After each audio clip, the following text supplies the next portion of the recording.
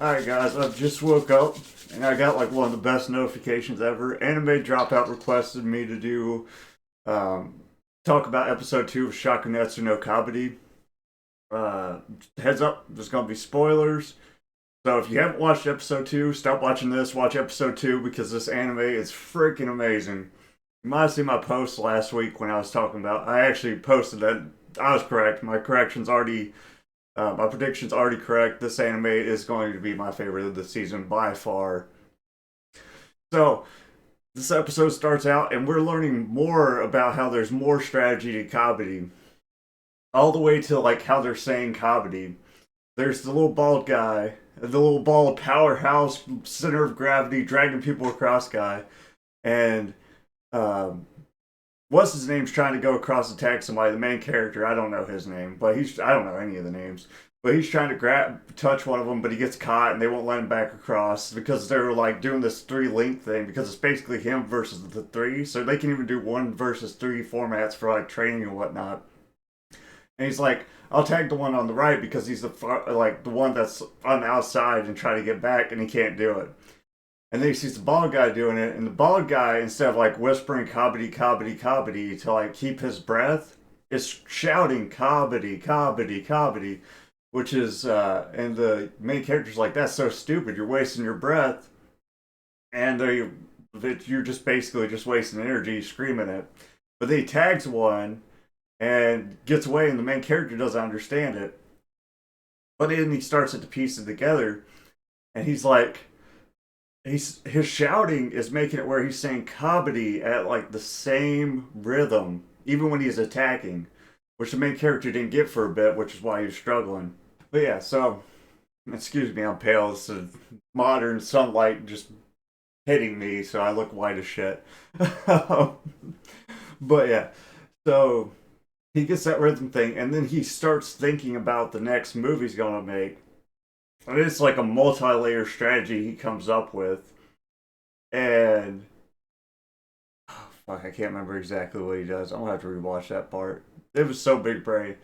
Actually, I'll just suggest you watch it. I'm not gonna tell you exactly what he does because if I'm breaking down every little piece of this episode, it's gonna be a pretty long video. But he has like this grand strategy that I didn't even see coming. I know what happens. Okay, I'll break it down. I was just making excuses. So he acts like he's going for one of the characters, the glasses, and glasses thinks he's coming at him, but he toe taps the muscular guy that's like in the middle. I believe the muscular guy's in the middle, and the muscular guy doesn't even notice. And then there's like the big encounter thing, like you know when they touch each other, like versus. So that happens, and he's about to get across because his grand strategy is about to play off. He's about to get his first like comedy point in like an actual like training scenario with the three of them. And dude trips over his shoes, boy. And he's embarrassed and he thinks, well, he knows he didn't get across. But they ask him if he made it or not. And he's like, yeah. And then the bald dude's supposed to be the referee. And I guess he's just like, well, if it means that much to him that he wants to get across, then whatever. He basically like covers for him. He's like, yeah, he made it, even though he knows he didn't make it either. I'm pretty sure they did bring it back up again, which is interesting. But it really shows that the bald guy isn't just like a somebody that wants attention or wants to be the best in the group. He just like wants to have fun with everybody. Like this is fun for him. So I think that's why he covered for him. They didn't really go into it. It's just like kind of implied. I guess you could take whatever you wanted from it. To be honest with you, they might bring it up again later and give you a little bit more clarity. The main character might ask him why he does it eventually. He might have asked him, but I don't think he did. But I might have slipped on it. And then they go to buy shoes, and then they buy wrestling shoes. And I was thinking when they were going there, I was like, wrestling shoes would be perfect for this because it's on a mat. Wrestling shoes give you like the best traction.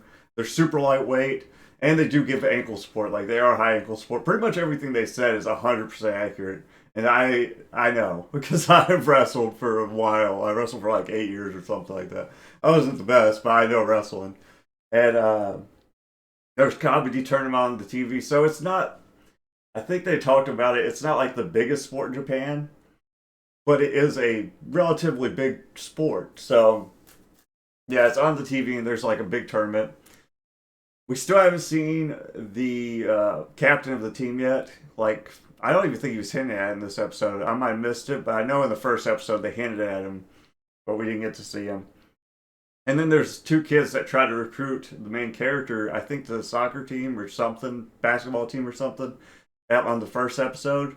We run into them again, and they're doing this exercise thing. It's like a meter where you pull up on this thing, and it's supposed to be your back muscles. And they're trying to do it, and they get like this score or whatnot, and it's a kilogram, so I can't tell you how much it is or how strong it is. But then, if you saw my comment last week, this is where I get the picture from. They're talking crap about the bald dude, and the main character knows the bald dude's strong as a damn ox. So he goes up to the bald dude. He's like, "We're gonna have a competition. Let's see who can pull this thing the hardest." And then the bald dude goes over there, and he makes that face where he's got that damn vein popping in his head. He's just like freaking lifting as hard as he can, and he gets like this ridiculous number that like way tops him because he's got like this farm boy mountain strength that they showed off in the first episode. I'm kind of one character that I hope they do something more with and give him a little bit more background, which every character probably isn't going to be amazing. I don't know. I Show 21, well, actually, the two Aha brothers that weren't the main one, they kind of faded off into the background a little bit too. They just kind of got their character from the main Aha brother in I Show 21. But he seems a little bit shallow, the muscular guy. Like his character. We'll see. They might develop them. If they don't, that's alright. I mean, there's usually one or two characters that don't get too much attention. Freaking, oh, the best part of the last episode is when they're talking about the bald dude being the only one with the girlfriend. And this guy has the Dan effect. If you've seen Bamboo Blade, Dan is like this little egg guy. He looks like a little tiny egg. And he has a girlfriend, and everybody's like, oh, she's got to be hideous, blah blah blah, because Dan's such a weird, funky little dude. And then he brings his girlfriend, and she's like freaking gorgeous, Mia. So he freaking god dang, the main character wants to see the bald guy's girlfriend, and she's freaking gorgeous, bro. She's like probably taller than the bald dude, has like a huge rack, and she's like cradling him in one of the pictures, I think. And the main character's just like, fucking die. It's basically that romance scale where like if the guy's like a 2, then the chick's like an 8 or something like that. Guy's a 0, the chick's a 10. To like extreme effect. Like this chick's like model material.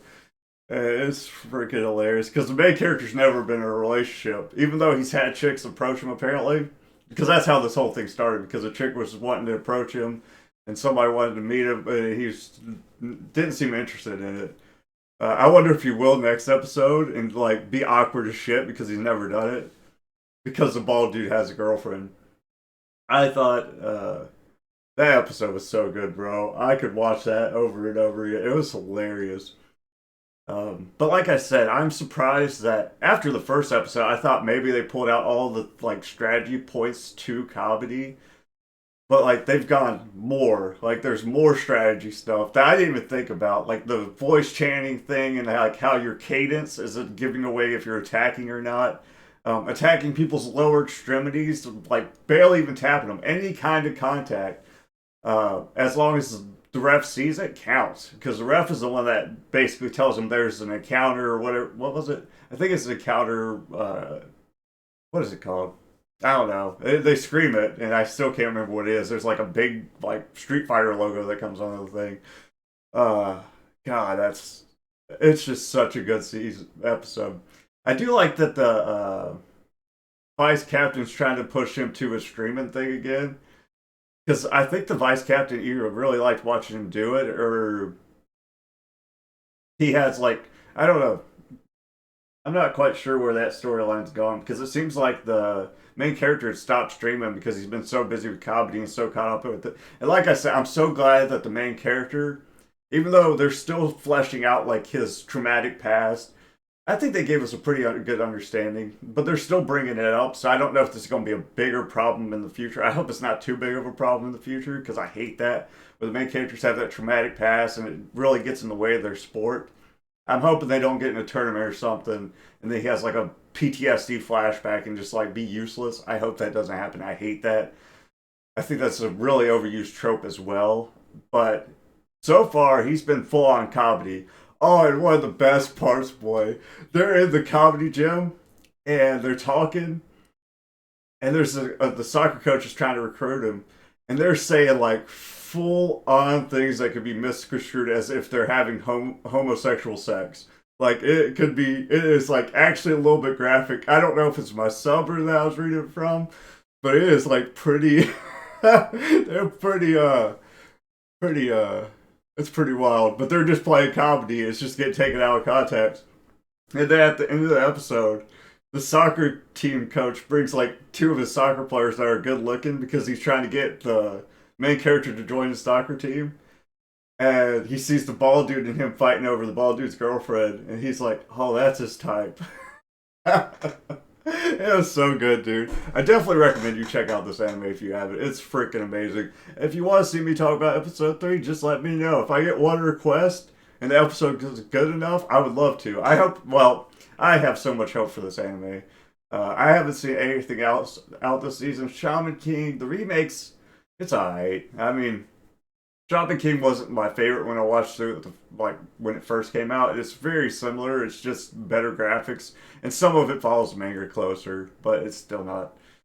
I don't know what else I'm watching this season. I know I watched quite a bit of things. That one anime with the snow demon lady. It's alright. It's like darker. It kind of reminds me of Zetman, but not as dark as Zetman. Uh, I can't think of any other ones off the top of my head, but none of them have really impressed me a lot besides comedy. But I'm waiting like every week for these episodes because it's amazing. But yeah, thanks for watching as always, guys. Bye! Oh, and thanks again, Anime Dropout, for recommending this. Animated Dropout. I read his name wrong. I'm sorry. But yeah.